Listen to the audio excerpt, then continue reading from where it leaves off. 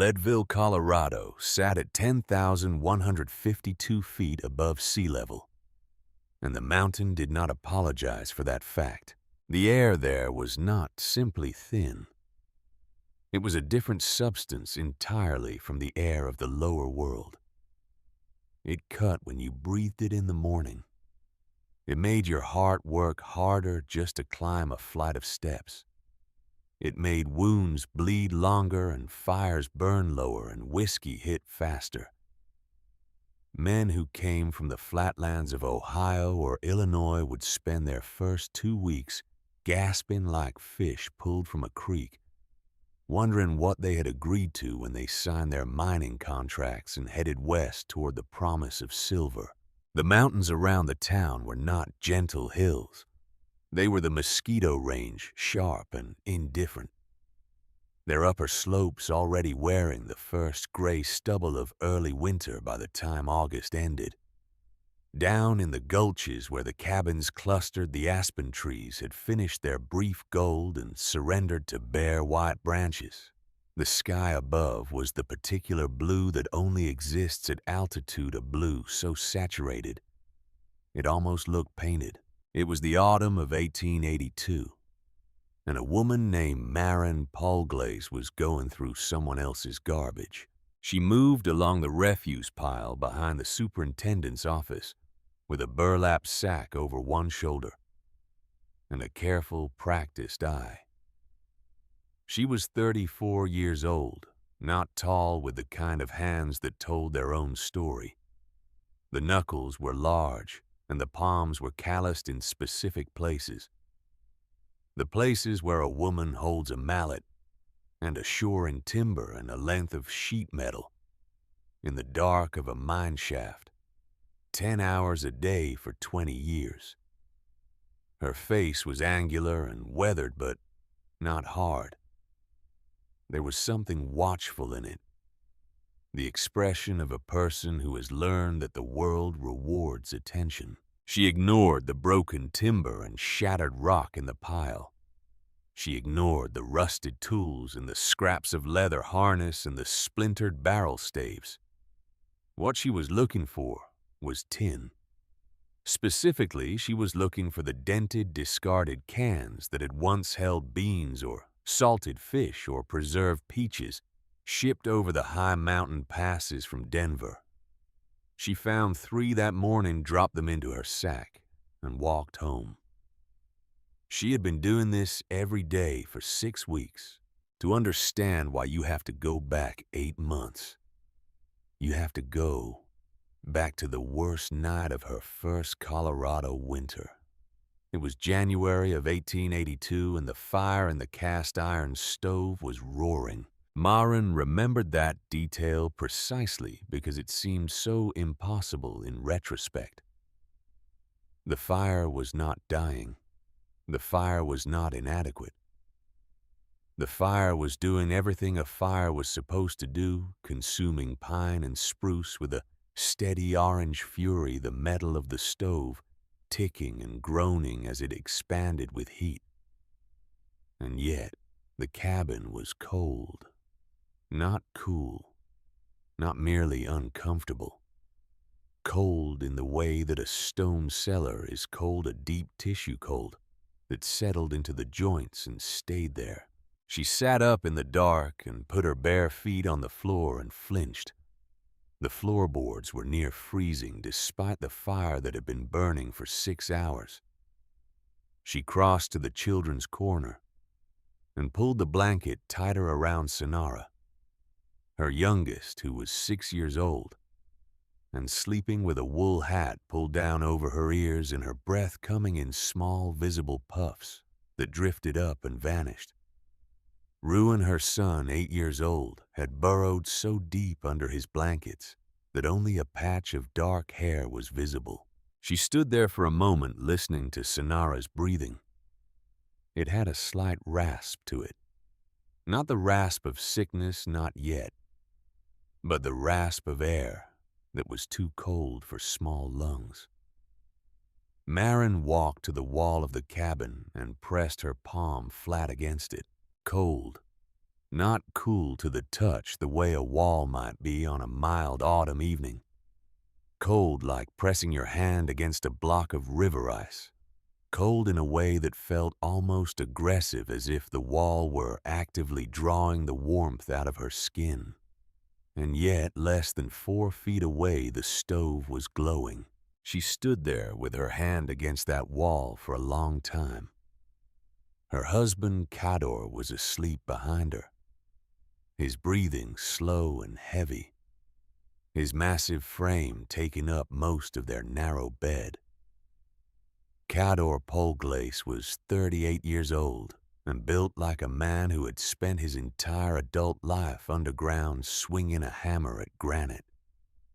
He could haul rock all day without complaint, and then split cordwood by lantern light until midnight. He trusted his body the way he trusted good steel completely, and without reservation. He had not complained about the cold. That was not a thing Cador did.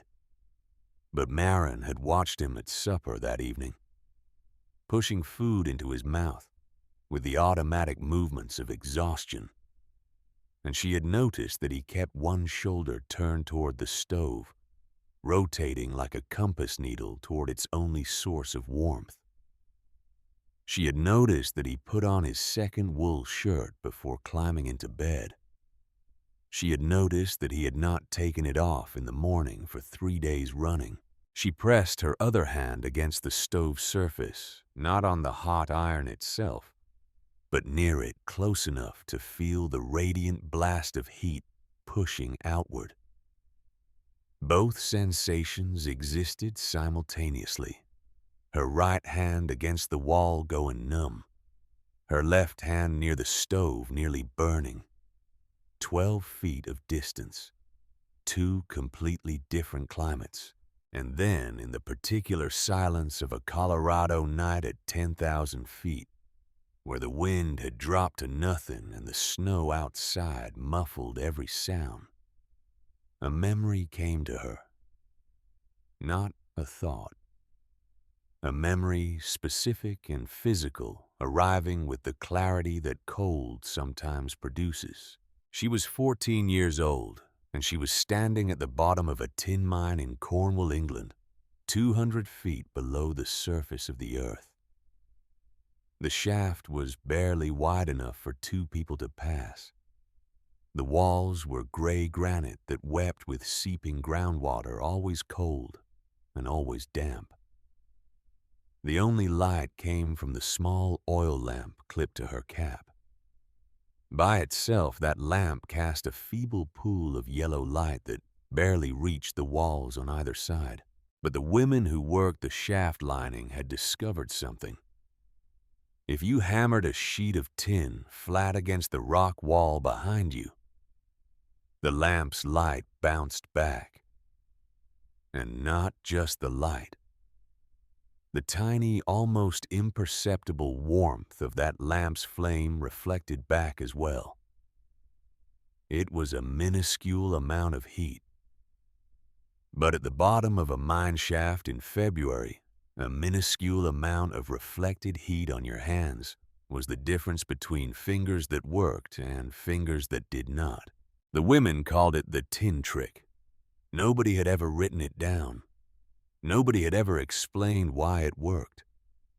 It was simply something the women who lined the shafts knew, passed from mother to daughter, in the practical oral tradition of people who could not afford to be cold. Marin stood in her freezing Leadville cabin, with her hand against the cold wall, and understood something in that moment, with a certainty that felt almost violent in its clarity. The cabin's walls were taking the heat from the stove and passing it straight through to the outside. Everything inside the stove, the people, the lamp, was radiating energy outward, and the wood of the walls was doing what wood does, absorbing it and passing it along. The walls were not barriers against the cold. They were conductors of warmth, diligently carrying the hard-won heat from inside to outside, and delivering it to the Colorado winter. She had been trying to fill a bucket with a hole in the bottom, and she knew standing there in the dark in her bare feet on a freezing floor exactly what she was gonna do about it. By spring thaw, she had already begun planning. Maren approached the work methodically, the way she approached every problem that mattered. She did not share the plan widely. She told Kador in the straightforward way they had always communicated, laying out the logic step by step over their morning coffee in April, while the last of the winter snow dripped from the eaves. Kador listened. He was a good listener when he chose to be his dark eyes steady and patient. He heard her out completely before he spoke. The tin trick, he said. It was not a question. The same principle, she said. Larger scale. He was quiet for a moment.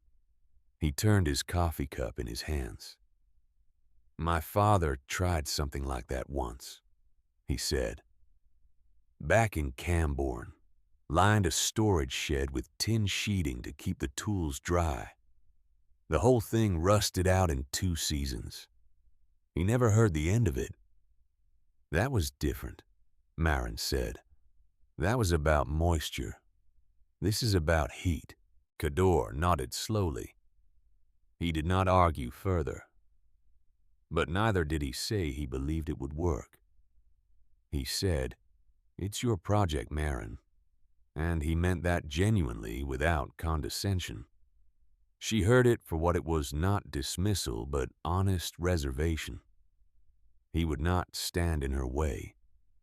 He would not pretend to be convinced he wasn't. That was Kador. Honest to the marrow. She began collecting cans in late July, when the summer heat made the idea of thinking about winter almost theoretical. She took the burlap sack every morning after Kador left for his shift at the Matchless Mine. The children came with her in the first weeks, treating it as an adventure, Ruin running ahead to scout the refuse pile, Sonara carrying her own small bag with tremendous seriousness. Virgil Creed noticed first. Creed was the camp's head timberman, a lean, angular man of 40 with a jaw like the prow of a ship, and the absolute confidence of someone who has been right about most things for most of his life. He had built or supervised the construction of more than 40 cabins in the Colorado mining camps. He knew wood. He knew joinery. He knew the particular challenges of building in high-altitude conditions with green lumber. He was by any reasonable measure the most qualified person in Leadville to judge a construction project. He was also the first person to laugh. "Look at her," he said to Denton Hale, the blasting foreman, as they watched Maren make her morning run past the waste pile. "The Cornish woman is building herself a palace out of rubbish." Hale, whose face was permanently scored with the fine lines left by 20 years of rock dust, watched her disappear around the corner of the assay office. "What's she doing with all those cans?" "No idea," Creed said. "But I guarantee it won't work, whatever it is." The laughter spread the way things always spread in a small camp of 200 people, where there was nothing to do in the evenings but talk. By August, the Paul Glaze woman and her tin cans had become a running joke. Men called out to her as she passed. Some were merely curious. Some were unkind.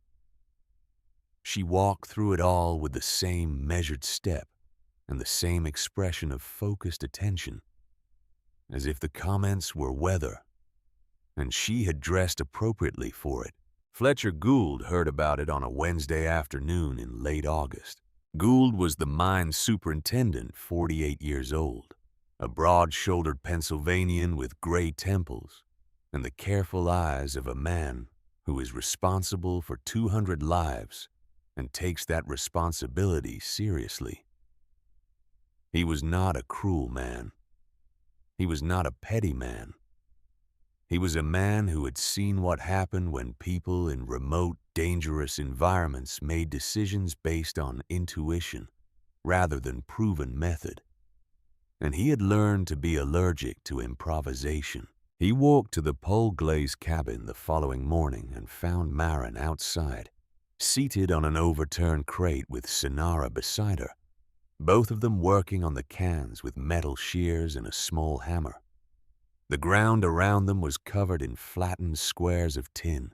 Gould introduced himself, though she already knew who he was. He explained his concerns clearly, and without unnecessary harshness. The tin would sweat when warm indoor air hit its cold metal surface. The moisture would get into the wall cavity and begin to rot the framing timbers. The tin itself would rust in the enclosed humid space, and the oxidation products could potentially contaminate the air in a sealed cabin over a long winter. He had families in this camp, he said.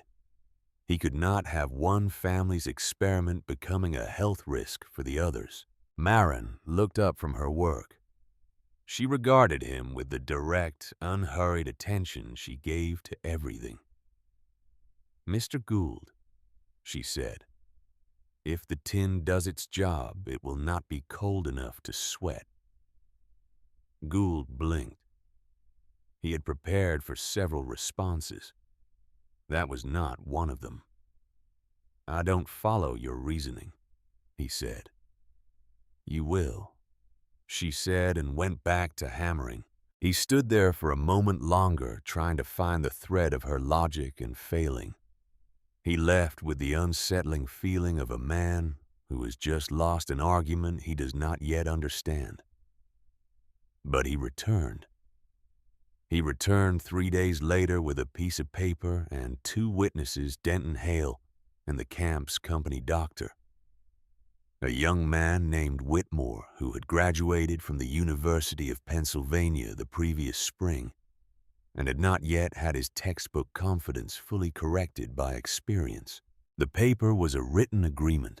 If the cabin showed any sign of structural rot, moisture damage, or illness among its occupants, that could be attributed to the experimental wall construction. The cost of remediation would be deducted from Cador Paul Glaze's wages. Gould explained this calmly and without apology. He said he was not trying to stop her. He said he was trying to protect the company's investment in their housing stock and the health of his workforce. He expected resistance. He expected the negotiation that people instinctively mount when cornered. Maren read the paper. She read it slowly and carefully, her lips moving slightly. Then she took the pen from Gould's hand and signed it. No negotiation, no hesitation. A single clean signature. Gould looked at her. She handed the pen back. "Now I have a contract," she said simply. "That means the experiment is official." And there it was, the thing he had not anticipated. She had taken his threat and turned it into a framework. He was no longer warning her off. He was in a sense sanctioning her work. He walked away from that cabin for the second time with the feeling of a man who keeps finding himself on the wrong side of a door he thought he was opening. Construction began in the first week of September. Cador built the inner frame wall on his days off, working with the quiet efficiency of a man who does what needs doing regardless of his personal opinion on the matter. He set the new wall 4 inches inside the existing outer wall, leaving a precise gap between them. A dead air pocket that Maren had specified with an exactness that surprised him. 4 inches. Not 3, not 5. 4. "Why 4? He asked one evening, tapping the gap with his knuckle. "Because I measured the warmth against the gap in the Cornwall shafts," she said. "The narrower ones lost more." The very wide ones let the air move. 4 inches keeps it still. He looked at her for a moment. Then he went back to nailing. Meanwhile, Marin and the children processed the cans. The work took 3 weeks.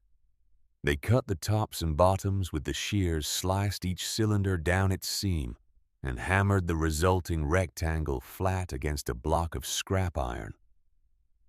The children worked alongside her every afternoon, Ruin developing a genuine competence with the shears that made Marin quietly proud Sonara in charge of sorting and stacking the finished pieces. Sonara treated the job with the gravity of a 6-year-old given important responsibility, placing each flattened tin on the stack with both hands, her small tongue visible at the corner of her mouth as she concentrated.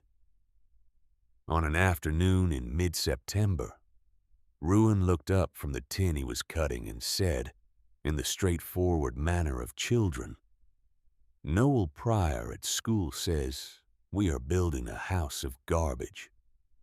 "What did you tell him?" Marin asked without looking up. Ruin considered this. "I told him garbage is what other people decided they didn't need," he said. "I didn't say that was the same as worthless."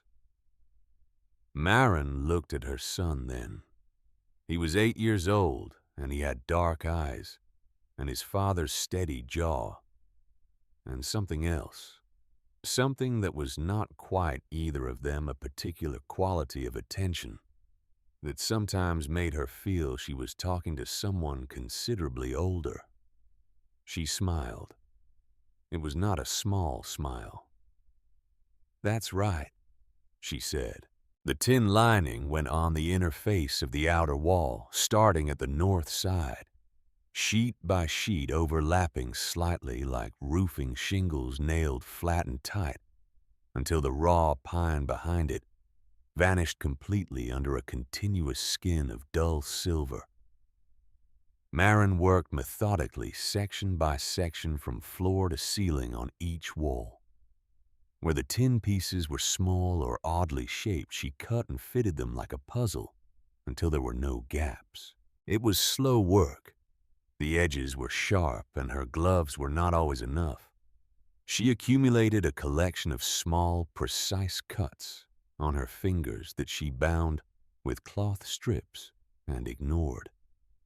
Kador, watching her work one evening, offered to help and was directed to the north wall, which still had a section unfinished. He worked beside her in silence for an hour. When they stepped back to look at what they had done, the wall glimmered faintly in the lamplight, a patchwork of silver rectangles bearing the ghost outlines of former labels. Peaches from Georgia, beans from Illinois, salmon from the Pacific coast. All of it repurposed. All of it made useful again in a way their original manufacturers had never imagined. "It looks like the inside of a boiler," Kador said. "It works like the inside of a boiler," Marin replied. Creed made a point of stopping by one morning when Marin was outside resecuring a piece of the outer boarding. He stood with his hands in his pockets and looked at the cabin with the professional assessment of a man who had built 40 others. "What you have got inside there," he said, "is 100 little reservoirs of moisture waiting to release into your framing timbers the minute the temperature drops and the air inside hits that cold metal. You are going to have black mold in your walls by February. It won't be cold enough," Marin said, pulling a nail from between her lips and driving it home with 2 clean strokes. "You are asking tin cans from a garbage heap to do what 2-inch planking cannot," Creed said. "The arrogance of that." "Is it arrogance?" Marin said, straightening and looking at him directly. "Or is it just an idea you haven't had?" Creed's jaw tightened. He walked away without responding, which was for Virgil Creed approximately equivalent to losing an argument. By the first week of October, the tin lining was complete. Cador nailed the inner wall planking over it, sealing the metallic barrier inside its cavity. To any eye examining the cabin from inside or outside, it looked like a cabin with slightly thicker walls. Nothing more. The stacks of extra tin, the shears, the hammers, the months of work, all of it hidden now behind plain pine planking. Maren ran her hand along the smooth surface of the finished inner wall.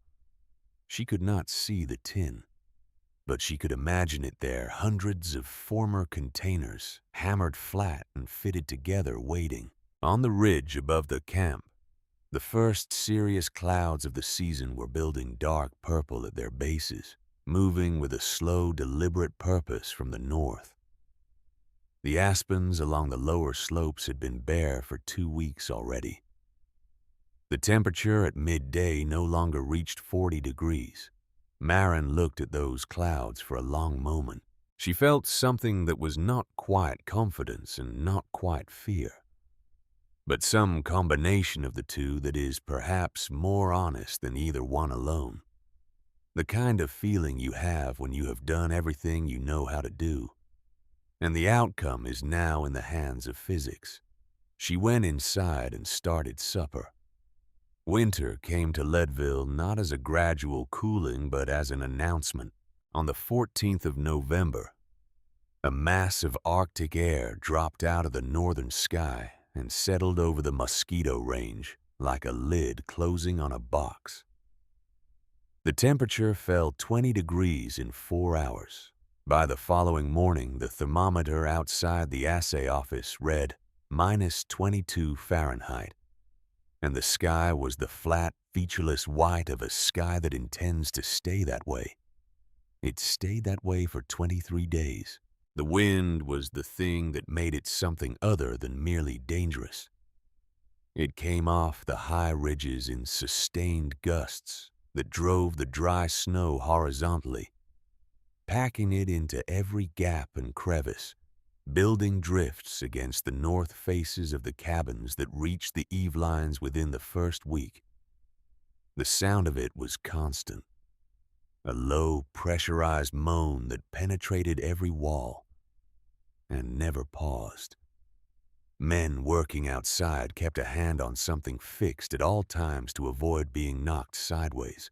Gould organized the response with the methodical competence of a man who had managed emergencies before. He put extra crews on woodcutting working in rotating shifts through the shortened daylight hours. He opened the mine's equipment barn as a warming station that men could use on their way between the shaft entrance and their cabins. He sent Whitmore, the young doctor, on daily rounds to the families with small children and elderly residents. Inside the standard cabins of Leadville, life contracted. The rooms shrank not in dimension, but in the usable sense. Families pulled into a tighter and tighter circle around their stoves, which were now fed continuously day and night, consuming wood at a rate that made the woodpile diminish visibly from one day to the next. The outer walls of the cabins were effectively uninhabitable, too cold to stand near the wood, so frigid that setting a hand against it left the skin tingling. Water in barrels placed 3 feet from the fire froze solid overnight. The single glass windows became opaque sheets of interior ice that never cleared. In the evenings, the camp was silent except for the wind and the irregular crack of frozen timber. People ate huddled and went to bed early, because staying awake meant consuming warmth that sleeping bodies preserved more efficiently. Children slept in layers of everything available. Men went to work at the mine wearing every garment they owned and came home moving stiffly in the cold, their faces red and blank with fatigue. Driscoll Vane, who lived in the cabin immediately to the east of the Polglazes, had spent 2 winters in Leadville and thought himself prepared. He had packed extra banking around his foundation in October. had laid in a generous woodpile, had chinked every visible gap in his walls with moss and strips of old cloth. He was not a man given to complaint or alarm. He went about the work of surviving winter with the same practical stolidity that characterized his approach to most things. But by the 5th day of the freeze, he was burning through his woodpile at a rate that alarmed him. The cabin hovered at a survivable temperature, but never a comfortable one. His wife Nessa cooked and cleaned in her coat. Their youngest child slept in the bed between them at night, because it was the only way to be certain the child stayed warm enough. On the 6th morning, Driscoll Vane went out at dawn to split more wood, and walking to the woodpile passed close enough to the Pole Glaze cabin to notice that there was no smoke coming from their chimney. He stopped. He looked at the chimney for a long moment. No smoke meant no fire, and no fire at 20 below in a cabin with 2 children meant something had gone wrong. He was a decent man. He changed direction and knocked on the Pole Glaze door. Marin opened it. The air that came out of the open doorway hit Driscoll Vane in the face like something physical. Not hot air, the kind that blasts from an overworked stove, but warm air. Even dry, pervasive warmth, the kind that a room holds when the heat has had time to distribute itself into every corner and settle. He stood in the doorway, blinking. "I saw no smoke," he said. "I thought something—" "Come in," Marin said. He stepped inside. The fire in the stove was burning, but barely. A modest, almost economical fire. The kind of fire you build to take the chill off in autumn. Not the kind you build to hold back a Colorado winter. And yet, the room was warm. Genuinely, completely warm. He could feel it in his hands first, the particular loosening that cold, stiffened fingers do when they encounter real warmth. Then in his face. Then in his chest. Ruin was sitting at the table doing his letters. Sonara was on the floor near the window, not near the stove, not huddled close to the only heat source as every child in every other cabin in the camp was doing. She was on the floor 10 feet from the stove, playing with 2 wooden figures completely absorbed. Driscoll stood there for a moment, the door still open behind him. "Close the door," Cador said from across the room without looking up from the harness he was mending. The voice was patient without edge. Driscoll closed the door. The story moved through the camp on the boots of the men who delivered the wood. They came in pairs, hauling the cords that Gould's crews had cut, making their rounds to each cabin. When they came to the Pole Glaze cabin, they did what they always did, knocked received direction to the woodpile, stacked the delivery. But they also did what men do in extraordinary circumstances. They talked about it afterward. The warmth of that cabin, the specific quality of it, the evenness and the depth of it, was not something they could explain or dismiss. It was too different from everything else they walked into on their rounds. A standard cabin had a geography of temperature roasting near the stove and freezing at the walls. The Pole Glaze cabin had no such geography. The warmth was simply everywhere. "Half the wood and twice the warm," one of the delivery men told Denton Hale. "I've never felt the like." Hale told 2 others. Those 2 told more. Creed heard it within 48 hours. He dismissed it as exaggeration with the confident brevity of a man who has already made up his mind. Marin Pole Glaze was burning her wood faster than anyone knew, he said. She was simply keeping better track of her supply. There was no mystery here. But the stories kept coming. By the 10th day of the freeze, with the temperature having dropped to 38 below zero overnight, and a skin of ice forming on the coffee in Gould's office mug, while he sat at his desk not 10 feet from his stove, the superintendent decided he needed to understand what was happening in the Pole-Glass cabin.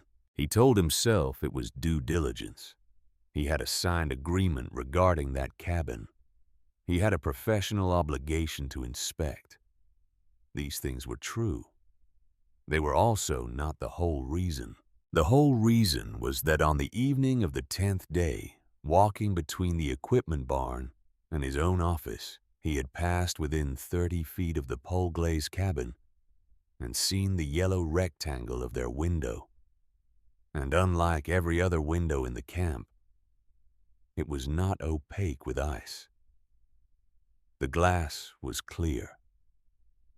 Through it he could see the warm light of the interior. He could see Maren Pole-Glass seated at her table, clearly visible, not hunched and bundled, but simply sitting as if winter were a story happening to other people. He stood in the wind, looking at that window for longer than he would have admitted. The next morning, he wrapped his heaviest scarf around his face and went to see for himself. The first thing Gould noticed when Maren opened the door was the air. He was braced for several things: damp cold, the metallic smell of rust, the particular dead chill of a space where the experiment had failed, and the walls had soaked through. He was braced for vindication, the professional's confirmation of what he had predicted. He felt none of those things. The air was warm and dry. Dry in the particular way that well-insulated spaces are dry, not the bone-scouring dryness of an overheated room, but a comfortable, even dryness that felt nothing like the stabbing cold outside. He stepped in. He stood still for a moment. Then, without any conscious decision, he unwrapped the scarf from around his face. Cater was at the stove adding one small log with the unhurried manner of a man tending a modest fire. One log, not three. Not a constant feeding. One log. Gould walked to the stove and looked at it. It was the same model used throughout the camp, a standard cast-iron box stove. Nothing unusual about it. He looked at Cador. Cador looked back at him with an expression of complete neutrality. The walls, Gould said almost to himself, remembering what Maren had told him in August. He walked to the inner wall of the cabin and stood before it. He extended his hand and placed his palm flat against the pine planking. He expected cold. He expected the damp, deep chill of a wall, acting as a conduit between the warm interior and the frozen exterior. The wall was warm, not hot, not the uncomfortable heat of wood close to a fire. Warm, the gentle, pervasive warmth of a surface that has been absorbing and retaining ambient heat for days. The warmth of a hearthstone or a sun-warmed fence rail in October.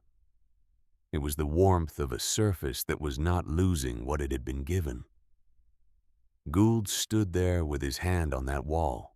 Then he turned and walked to the opposite side of the room to the partition wall that divided the main space from the small sleeping alcove Ruin used. That wall had not been retrofitted. It was original construction, the same green-milled pine planking used everywhere in camp. Gould placed the back of his hand against it. The cold came through so fast and so completely that he pulled his hand back as if the wall had bitten him. He stood between the two walls. He looked at his right hand, which had touched the tin-backed wall. He looked at his left hand, which had touched the standard wall. Same room, same stove, same fire, same day. two completely different realities lived on those two surfaces.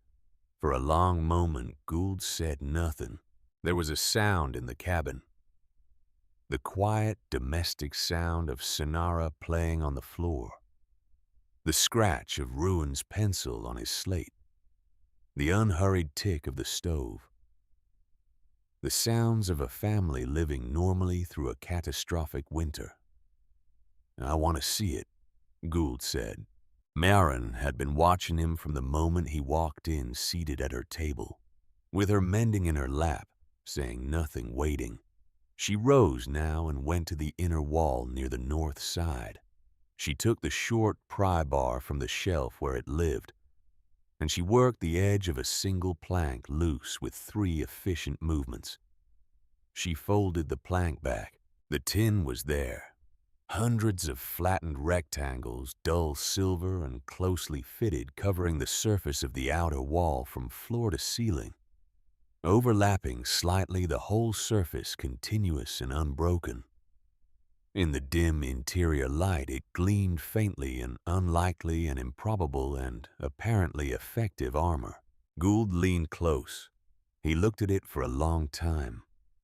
He touched a piece of it. He looked for moisture, for rust, for the signs of the failure he had predicted. The tin was warm and dry. He straightened up and looked at Maren.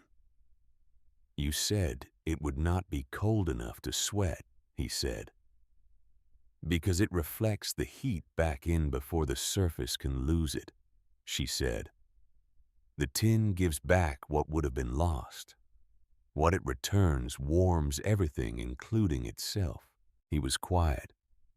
The wind hit the north wall with a sound like a heavy hand pressed flat against a drum. A single dull thud, and then the sustained pressure again. On the other side of that wall, Gould knew the temperature was 31 degrees below zero. "Show me from the beginning," he said. "How you built it, what you understood, and how." And Maren Polglace, who had been waiting 8 months to say this to someone who might actually hear it, began to talk. She began with the mine shafts of Cornwall. She described the small tin reflectors, the way a candle's warmth could be doubled by a piece of polished metal, set correctly behind it. She described what she had understood that night in January with her hand on the cold wall. The invisible flow of heat traveling outward through the wood's willingness to absorb and transmit every unit of warmth it received. She described the principle the way a craftsperson describes something they have understood with their hands, before they understood it with their minds concretely, specifically, without abstraction. Gould was a practical man. He had built and maintained mine infrastructure for 20 years. He understood heat and pressure and the behavior of materials under stress. As Maren spoke, he found himself assembling a picture that was embarrassingly logical. In retrospect, the kind of idea that seems inevitable once it has been explained. Everything in that room was radiating heat, she told him. Not just the stove. The people, the lamp, the dog sleeping near the door. All of it broadcasting invisible warmth in every direction. In a standard cabin, that warmth hit the walls, and the walls absorbed it and passed it straight through to the cold outside. The wood was not holding the heat. It was transferring it. The tin did not absorb. It reflected. It sent the heat back into the room, over and over every hour of every day. The heat already made was being used again and again and again. Gould removed his heavy wool coat. He did it without noticing he had done it, reaching up and unbuttoning it and shrugging it off and draping it over the back of the chair, purely because the room had made the coat unnecessary. And his body had registered that fact before his conscious mind did. He looked down at the coat in his hand, as if he was not entirely sure how it got there. Then he looked around the room. Marin was watching him with an expression that contained no triumph, only a patient attention. Cador was watching him from across the room with the same expression, different in quality, the look of a man whose wife has just been proven right in a way that settles an argument nobody was ever fully able to have. In 1879, Gould said slowly, as if the words were being pulled from somewhere he did not often go, a young man who worked in the third shaft. His name was Cole Britton. He was 26 years old, and he had a wife and an infant son. And he was the kind of man who, when he understood that his neighbors had less wood than he did, gave them some of his. He paused. He was found in his cabin on the morning of the 17th of January in the winter of that year. The fire had gone out sometime after midnight. His wife and the child were in the bed. Cole was on the floor next to the stove. He must have gotten up to feed it and not had the strength to get back. He had not been sick. He had not been weak. He had simply run out of warmth. The cabin was very quiet. "How much tin do you need?" Gould said. "For a cabin the same size as this one." Marin looked at him for a moment, measuring something. Then she went to the shelf and took down the piece of paper on which she had kept her counts. The notice went up on the bulletin board at the entrance to the Matchless Mine on the morning of January the 3rd, 1883. It was handwritten by Fletcher Gould himself, in the careful block letters of a man who understood that how something looks affects whether it gets read. He had spent 2 evenings on it, crossing out and rewriting, working to find the language that would reach men who trusted numbers and results, and had no patience for either enthusiasm or apology. The title was plain regarding the efficient conservation of domestic heat in high-altitude conditions. It began with the numbers. Cabin dimensions 12 feet by 16 feet. Standard construction. Cast iron stove identical in model to those used throughout the camp. Fuel consumption over the first 20 days of the current freeze under standard construction, 4.5 cords. Fuel consumption over the same 20 days in a cabin of identical dimensions with a metallic, radiant barrier installed in the wall cavity, 1.5 cords.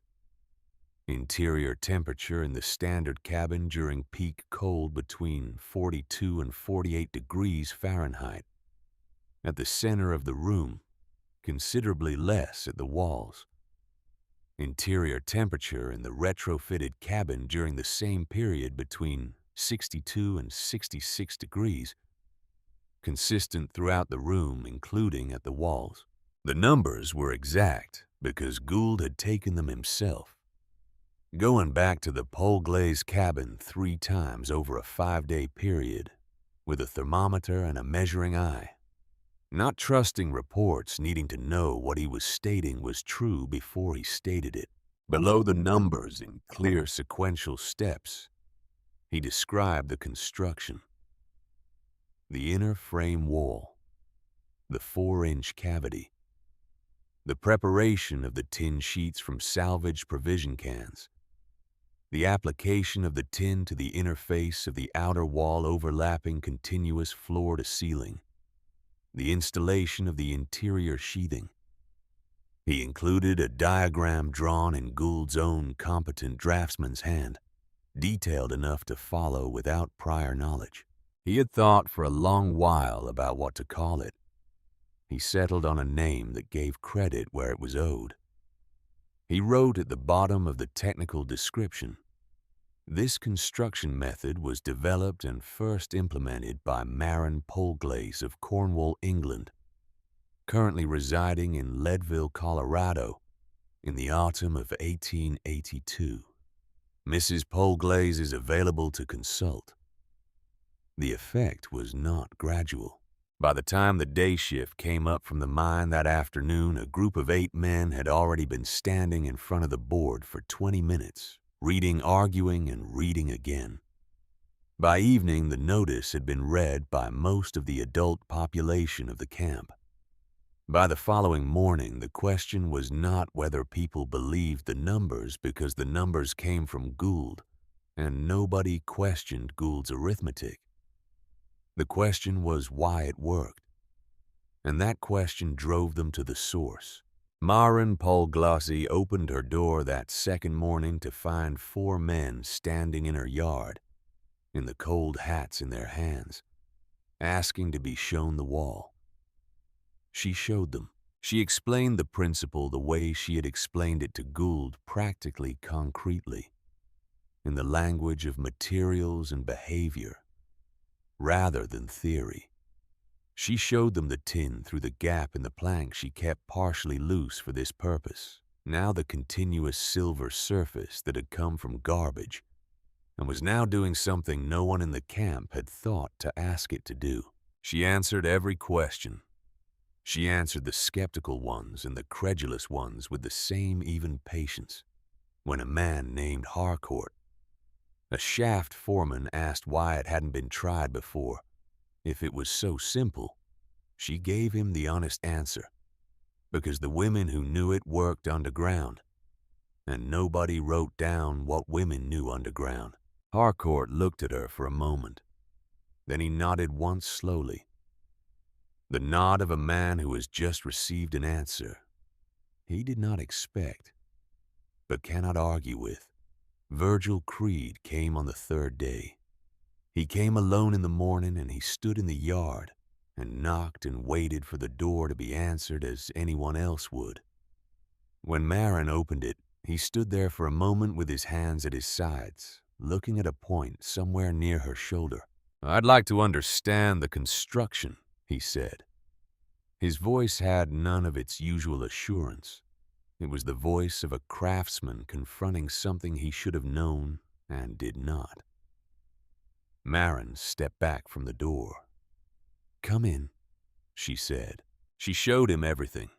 She was more thorough perhaps, than she had been with the others, because she understood that Creede's understanding of construction was real, and that his help in spreading the method would be more effective than almost anyone else's. She showed him the tin, the cavity, the overlapping pattern of the sheets. She explained the thermal reasoning. She answered the technical questions that only a man with his experience would know to ask. Creede listened without speaking. He examined the wall section with his hands, as well as his eyes, running his fingers along the tin pressing, checking the fit at the overlaps. He asked about moisture twice, and listened carefully both times to the explanation of why the reflected heat prevented the surface temperature drop that would cause condensation. When she finished, he stood in the middle of the room and was quiet for a moment. "I've built 43 cabins in Colorado," he said finally. "I know," Maren said. "Every one of them is a bucket with a hole," he said. She did not agree or disagree. She waited. "How many cans does it take?" he said. "Per wall," she told him. He wrote it down in the small notebook he kept in his breast pocket, the one in which he had recorded the dimensions and material costs of 43 previous cabins. He wrote Maren's numbers in the same notebook in the same careful hand, without distinction between the old knowledge and the new. Before he left, he paused in the doorway. He seemed to be working toward something. Finally, he said, "I told people you were mountain mad." "You did," Maren said. "I was wrong," Creede said. He said it with the precision of a man who uses words carefully and means exactly what he says. He left. Marin closed the door. She leaned against it for a moment, not in exhaustion, but in something else, the specific feeling of a weight that has been carried for a long time being set down. Cador, who had been pretending to read by the stove, looked up.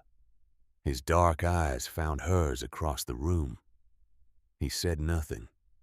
He did not need to.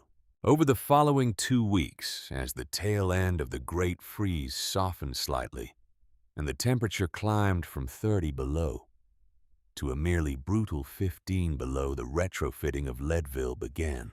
Creed organized it with the systematic competence that was once redirected his greatest quality.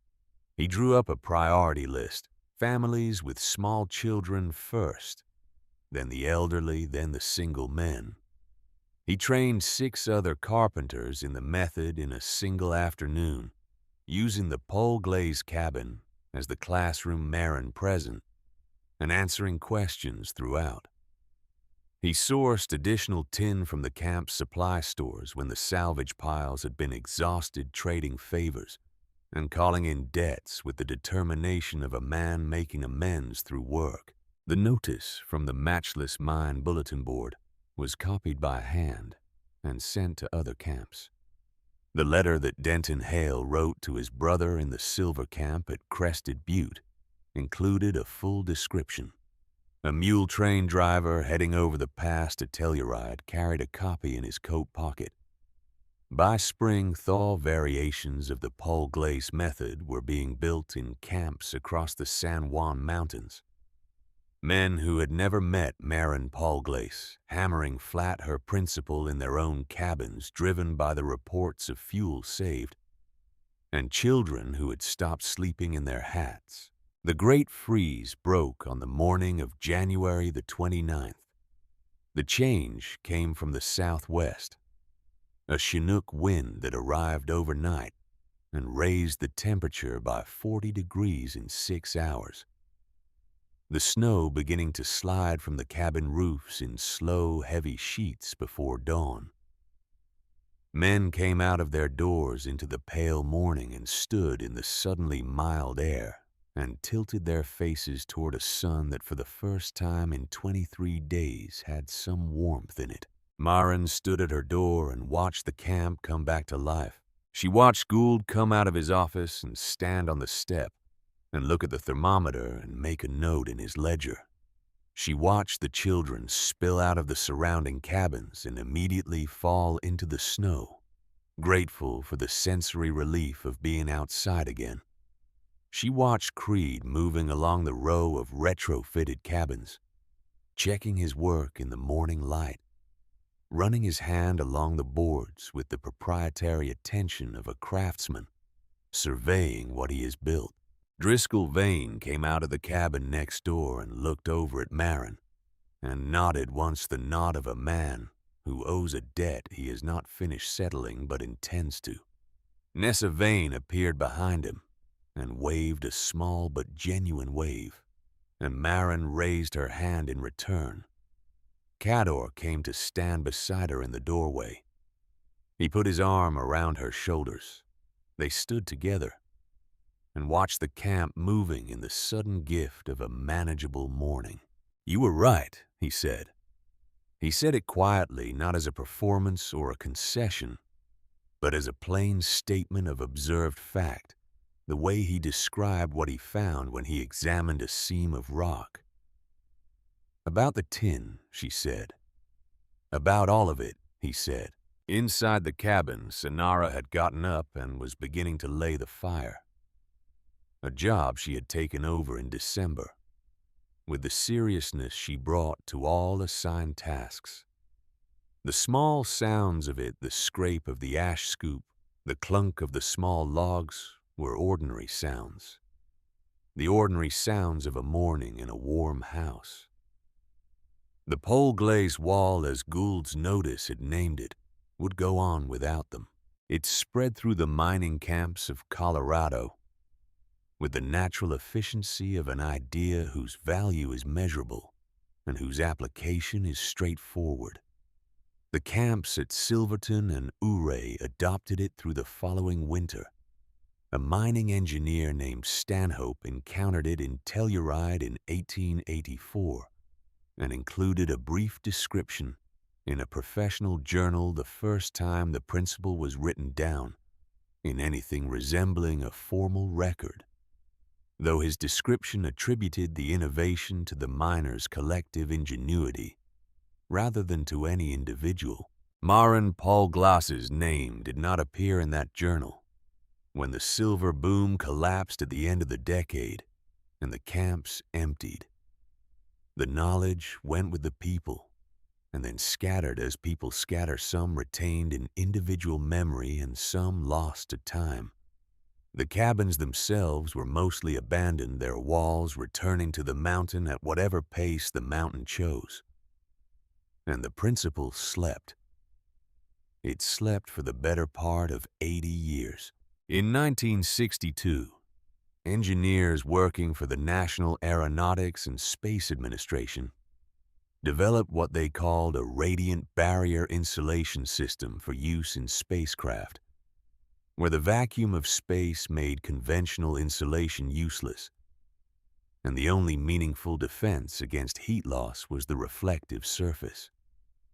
Their reports described the physics in precise and formal language, the emissivity of polished metals, the reduction of radiative heat, transfer, the behavior of metallic barriers in enclosed cavities.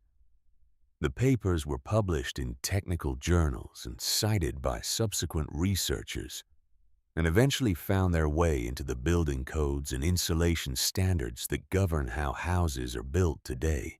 The foil-faced insulation bats in the walls of modern American homes operate on the same principle as the flattened tin cans of Leadville, Colorado, the metallic film on the inside of a thermos, the emergency space blanket in the survival kit under your car seat, the thin sheet of reflective mylar that wraps around a person in hypothermia and returns their own body heat to them, the low emissivity glass in high-performance windows that keeps the warmth in during winter. All of them are doing what Maren Paul Glaze understood in the cold dark of a January night with her hand against a freezing wall. None of them know her name, but in the winter of 1882, in a camp at 10,000 feet, in the Colorado Rockies, when 23 days of killing cold settled over the Mosquito Range and pressed down on every cabin in Leadville with the indifferent weight of physics, one room was warm, not just survivably warm, warm the way a room should be, warm in every corner, warm at the walls, warm enough for a 6-year-old girl to sit on the floor away from the stove and play with her wooden figures without her mother worrying about her fingers. Warm with a small, steady fire that asked for one log at a time and never needed to be driven to its limits. Warm with the recycled warmth of everyone who lived there. Their own heat returned to them multiplied and preserved by the geometry of a garbage heap and the memory of a mine shaft, and the specific, irreplaceable knowledge of a woman who had been paying attention for 34 years. On the morning of February the 9th, 1883, the coldest winter Leadville would record in the entire decade passed into history. Maren Paul Glaze stood at her window with a cup of coffee warming her hands. The glass was clear. Through it, the mountain was white and severe and brilliant in the early light, every edge of the ridgeline sharp against the morning sky. The snow on the slope below the tree line caught the low sun and threw it back, and the whole view was full of a cold, blazing, indifferent beauty.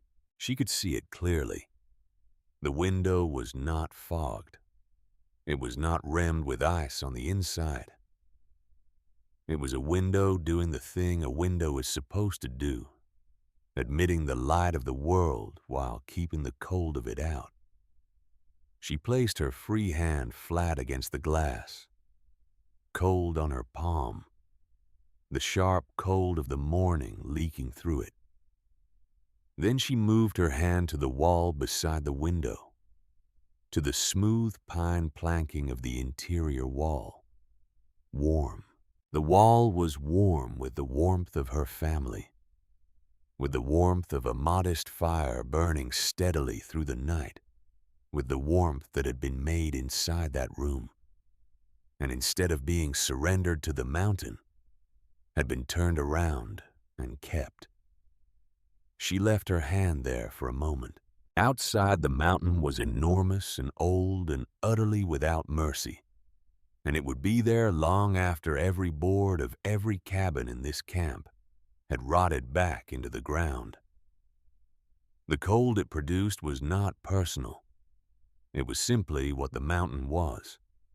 But inside the wall, hidden behind plain pine planking, hundreds of former tin cans pressed flat and fitted together were doing their quiet work, reflecting, returning, refusing to let go of what had been made. Maren drank her coffee. The fire burned, the wall held.